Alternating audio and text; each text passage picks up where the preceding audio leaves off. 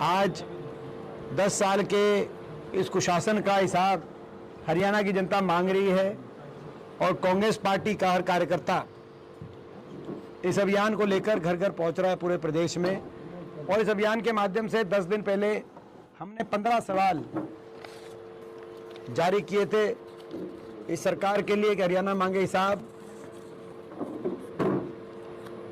आज तक इन 15 में से एक भी सवाल का कोई जवाब भाजपा के किसी नेता द्वारा नहीं दिया गया है। बड़े सिंपल से हमारे प्रश्न है कि भाजपा की हरियाणा की सरकार बताए कि भारत सरकार के अनुसार, मोदी सरकार के अनुसार देश में 28 राज्यों में सबसे ज्यादा बेरोजगारी 2024 में हरियाणा में क्यों है। हरियाणा की भाजपा बताए कि भारत सरकार के गृह मंत्रालय के अनुसार देश में सबसे ज्यादा अपराध दर हरियाणा में क्यों है।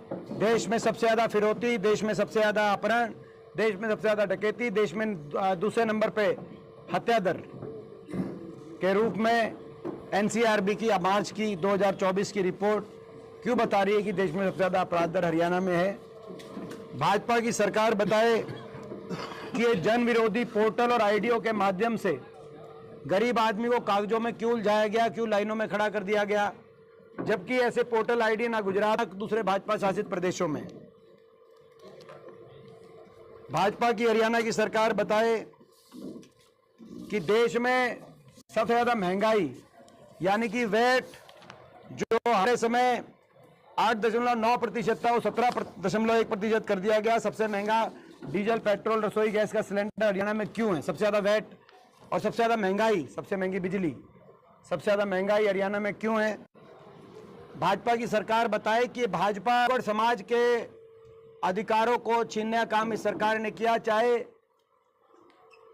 सारी ऐसी समाज और बैकवर्ड समाज को मिलने वाले संविधान के अंदर, बाबा साहब के संविधान के अनुसार जो अधिकार थे, जैसे पक्की सरकारी नौकरी और उसके अंदर आरक्षण के प्रावधान। आपने देखा होगा कि हरियाणा में पक्की नौकरियां समाप्त कर दी गई, केवल कच्ची। हरियाणा कच्ची नौकरियों का प्रदेश बन गया, केवल कच्ची नौकरियां लगाई जा रही हैं। या तो 2 लाख पद समाप्त कर दिया, कच्ची नौकरी बिना रिजर्वेशन, बिना पेंशन, बिना मेरिट के लगाई जा रही हैं। 5 साल में मात्र 10,000 पक्की नौकरी हरियाणा में मिली, जिसमें भी बाहर के बच्चे, हरियाणा से बाहर के नौजवान ज़्यादा भर्ती हो गए। बाकी तो नौकरियां जो निकली वो भर्ती घोटालों, पेपर लीक घोटालों और सीटी के में उलझ के रह गई। हरियाणा के युवाओं का शोषण किया जा रहा है। और आपने ये भी देखा होगा, गरीब की सारी योजनाओं को बंद करने का काम इस सरकार में हुआ। चाहे 100-100 गज के प्लॉट की योजना थी, जिसमें एससी और बीसीए समाज और बीपीएल के छत्तीस बिरादरी के पात्र परिवारों को लाभ कांग्रेस ने देने का काम किया था। ऐसी सारी योजनाओं को बंद करके एससी और बैकवर्ड क्लास और गरीब आदमी के अधिकारों को वंचित करने का काम सरकार ने क्यों किया। भाजपा सरकार ये बताए और ये भी बताए कि खेलों में नंबर 1 हरियाणा अब पंजाब से आगे निकलता हुआ नशे में नंबर 1 हरियाणा कैसे हो गया। आज पंजाब से ज़्यादा पिछले 3 साल से drug related overdose death Haryana में आ रही हैं। पंजाब से भी आगे निकल गया हरियाणा। ये भाजपा सरकार को ये बताना चाहिए प्रदेश के लोगों को। और ये भी बताए कि हर वर्ग को सड़क पे क्यों आना पड़ा। 500 स्कूलों में धरने हुए, देश में इतिहास बना, क्योंकि 5000 स्कूल मर्ज या बंद हो गए थे, तो 500 स्कूलों के आगे छोटे छोटे बच्चों ने धरने देने पड़े। हमारी बेटियों को जंतर मंतर पे जाके अपने न्याय के लिए धरने देने पड़े। हमारे किसानों को एमएसपी के लिए धरने देने पड़े। कर्मचारियों को ओल्ड पेंशन स्कीम के लिए धरने देने पड़े। आड़तियों को धरना देना पड़ा, शिक्षकों को धरना देना पड़ा, आशा वर्कर, आंगनवाड़ी को, सरपंचों और पंचायती राज के प्रतिनिधियों को धरने देने पड़े। और सभी धरनों का जवाब लाठीचार्ज से दिया गया।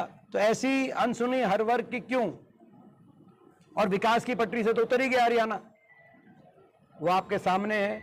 तो ये हमारे 15 सवाल हैं और इन 15 सवालों को लेके हमारा अभियान है। हरियाणा मांगे हिसाब, आज जींद भी मांगे हिसाब। जींद का जब उपचुनाव हुआ था आज से लगभग 5.5 5.5 साल पहले, क्योंकि जनवरी में हुआ था, जनवरी फरवरी सर्दी का टाइम था, तो 5.5 साल से, तो 5.5 साल पहले बहुत बड़े बड़े सब्ज बाग दिखाए गए थे। 10 साल में कहीं कुछ नहीं हुआ, लेकिन जींद में बहुत बड़े सब्ज बाग दिखाए गए थे सरकार द्वारा। आज क्या हुआ जींद में वो आपके सामने है।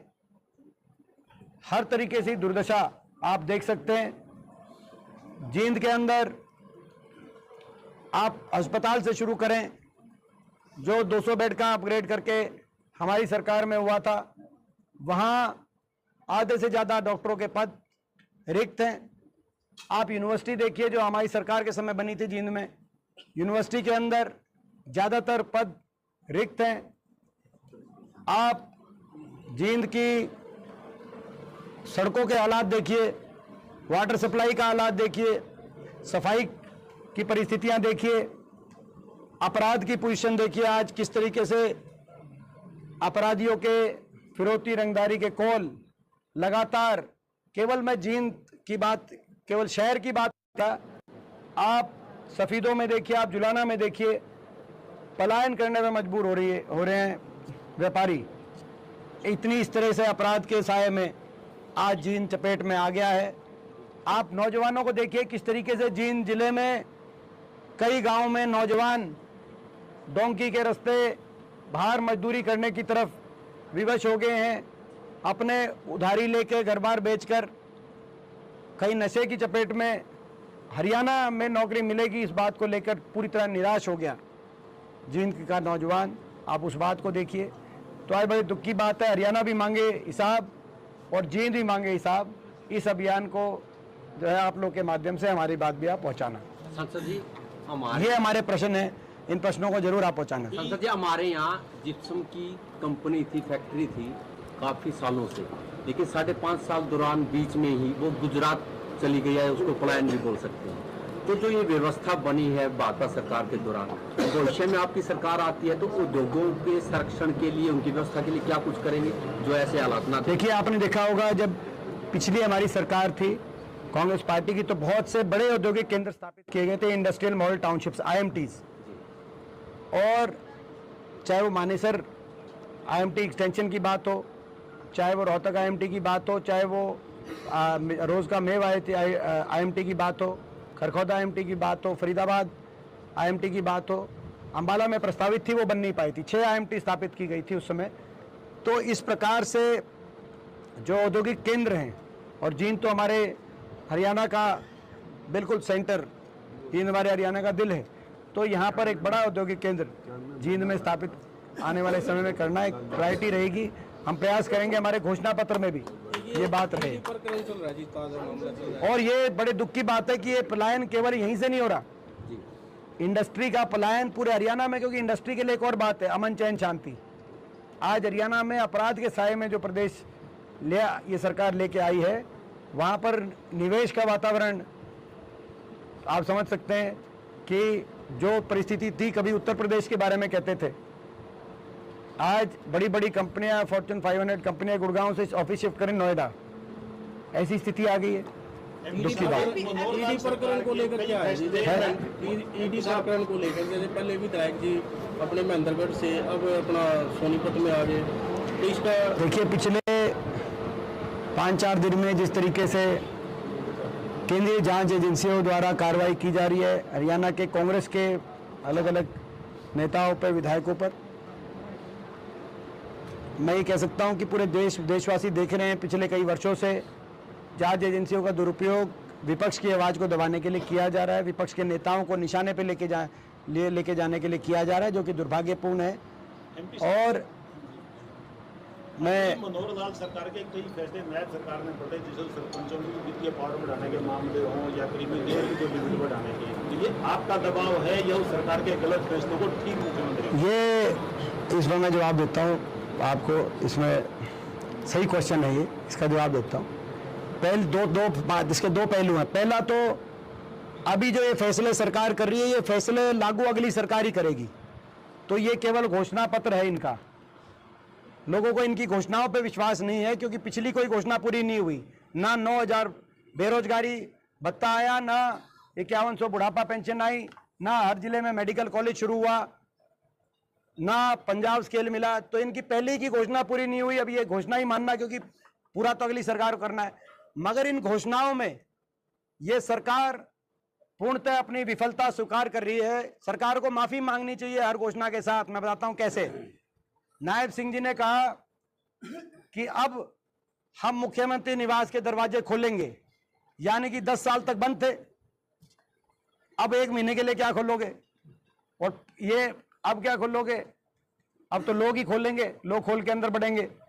10 साल तक बंद थे, ये मानना। ऐसे ही लोकसभा की हार के बाद इन्होंने सोनीपत में जाके कहा कि हम 1000 परिवारों को 100-100 गज के प्लॉट की पे कब्जे दिलाएंगे। माफी मांगनी चाहिए एससी समाज से, बीसीए समाज से, बीपीएल परिवारों से। हमारी योजना के अनुसार 4 लाख परिवारों को प्लॉट मिले। 10 साल तक इन्होंने बंद कर दी वो स्कीम, एक भी नए परिवार को प्लॉट नहीं दिलवाया। अब जाके कह रहे हैं कि हम कब्जे दिलवाओ। ये वो 1000 परिवार वो थे जिनको कब्जे नहीं मिले थे, तो यानी कि उसको भी हमारी स्कीम को ठीक माना। और ये अपना खुद स्वीकार किया कि 10 साल तक एक भी परिवार को प्लॉट नहीं दिलवाया। उसके बाद आपने देखा होगा बैकवर्ड क्लास के लिए कहा कि अब क्रीमी लेयर हम 6 लाख से बढ़ाकर 8 लाख करेंगे। माफी मांगनी चाहिए कि पिछले 10 साल में आपने कितने बैकवर्ड समाज के नौजवानों के हकों से उनको वंचित रखा। अगर 8 लाख अब ठीक है, अब तो 8 लाख में नई भर्ती तो होगी नहीं, भर्ती तो होली सारी जो इनकी सरकार में होनी थी। उन भर्तियों में 6 लाख रखा क्रीमी लेयर, अब 8 लाख आपने रखने का काम किया। तो कितने बैकवर्ड समाज, यानी कि कांग्रेस जो कह रही है 10 लाख करेंगे वो ठीक है, बीजेपी ने 10 साल तक अन्याय किया ओबीसी समाज के लिए, ये भी मान ली।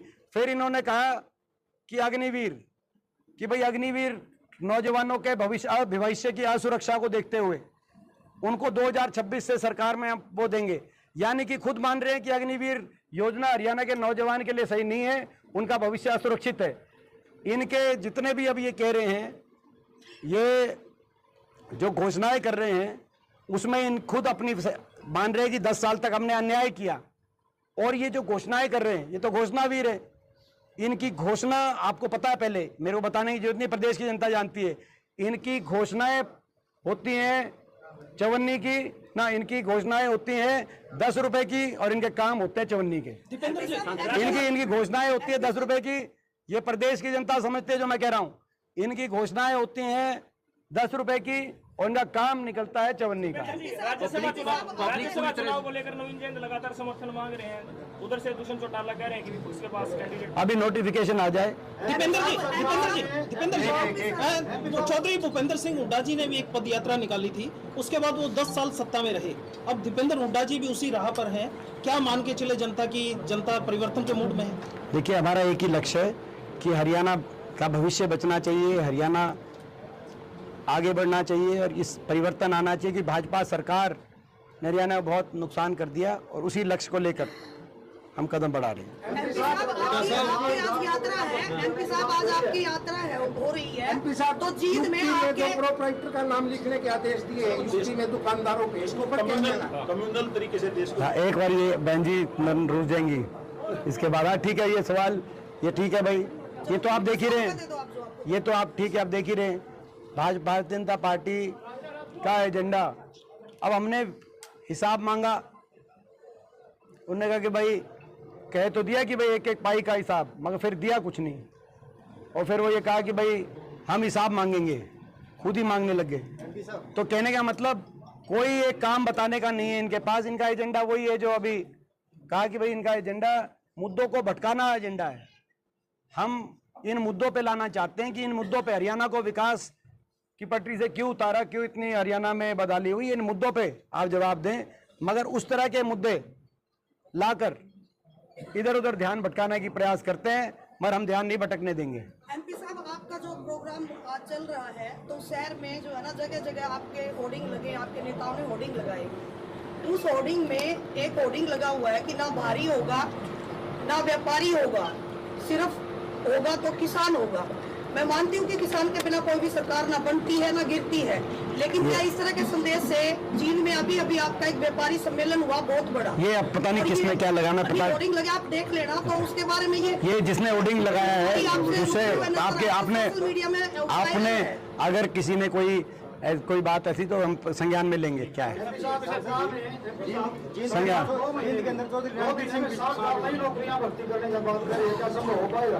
आपने खुद देखा, तो मैंने कहा ना कि इनके घोषणाएं 10 रुपए की हैं और इनका काम चवन्नी का पाता है। ये घोषणा भी लोग हैं। जब हरियाणा में आते तो हुड्डा साहब को क्यों आते करते हैं? देखो मैं तो अब इसमें क्या, देखिए मैं ये कह सकता हूँ तो बहुत प्यार है कि नहीं, वो तो सारे ही करते हैं। वो तो देखो प्यार तो सारे ही करते हैं। हम देखते हैं, चाहे वो मुख्यमंत्री जी हों, चाहे वो पूर्व मुख्यमंत्री जी हों मनोहर लाल जी, चाहे वो बीजेपी के बाकी नेता हों, चाहे वो जेजेपी के नेता हों, चाहे वो जेजेपी के नेता हों, चाहे वो आईएनएलडी के नेता हों, चाहे किसी पार्टी के सारे नेताओं, तो मैं तो एक ही बात कहता हूं, भाई सबके निशाने पे हैं हम, कुछ तो हमें भी होगा दम। जींद के अंदर चौधरी रणबीर सिंह विश्वविद्यालय बना, बीजेपी सरकार में उसका कोई भी विकास नहीं हुआ, ना ही उसका विस्तार हुआ, ना ही उसको जमीन दी गई। क्या आपकी सरकार आने के बाद उसको जमीन मिलेगी, उसका विकास होगा, विस्तार होगा? जींद में जो विश्वविद्यालय है उस तो रणबीर सिंह विश्वविद्यालय को एक बड़ा रूप देना, उसका व्यापक विस्तार ही नहीं, केवल एरिया में ही विस्तार नहीं, क्वालिटेटिवली वो विश्वविद्यालय देश के टॉप मोस्ट यूनिवर्सिटीज़ के अंदर पहुंचे, ताकि हमारे नौजवानों को विश्व स्तरीय शिक्षा अपने घर में मिले, दूसरी ओर विश्व स्तरीय रोजगार के अपॉर्चुनिटीज मिले। ये हमारे एजेंडा में टॉप मोस्ट प्रायोरिटी में होगा। हुड्डा साहब जब डी ग्रुप की भर्ती होगी, M3M का भी आज प्रॉपर्टी अटैच हुड्डा साहब का नाम उसमें 14 नाम है, क्या कहेंगे? ईडी की कंटिन्यू सीरीज चलेगी कर रही है, तो ईडी पे मैंने जवाब दे दिया, दे दिया। रिपीट, सांसद जी, राहुल गांधी जी ने भारत जोड़ो यात्रा निकाली, फिर भारत जोड़ो न्याय यात्रा निकाली, अच्छा परिणाम आया पूरे देश में। आप जो अब ये यात्रा निकाल रहे हैं, उसका क्या परिणाम मानते हैं और कितनी सीटों पे? देखिए, हमारा ये मानना है कि हमारा अभियान है, और अभियान में बड़ा स्पष्ट है कि भाई भाजपा सरकार हिसाब दो, हरियाणा को हिसाब दो, हरियाणा मांगे हिसाब। हमारा अभियान है, हरियाणा हिसाब मांग रहा है, और हम भाजपा से कहना चाहते हैं, ये मुद्दे की जो बातें, इन प्रश्नों का जवाब दे और हिसाब दे। और ये जवाब, अगर ये हिसाब नहीं देंगे, अगर ये हिसाब नहीं देंगे, तो मेरा मानना है कि हरियाणा के लोग आने वाले चुनाव में इनका हिसाब चुकता करेंगे। ये खबर का मतलब ब्रेकिंग न्यूज नहीं, हर बहस का मतलब हंगामा नहीं। हरियाणा की सारी खबरें केवल हरियाणा बुलेटिन पर।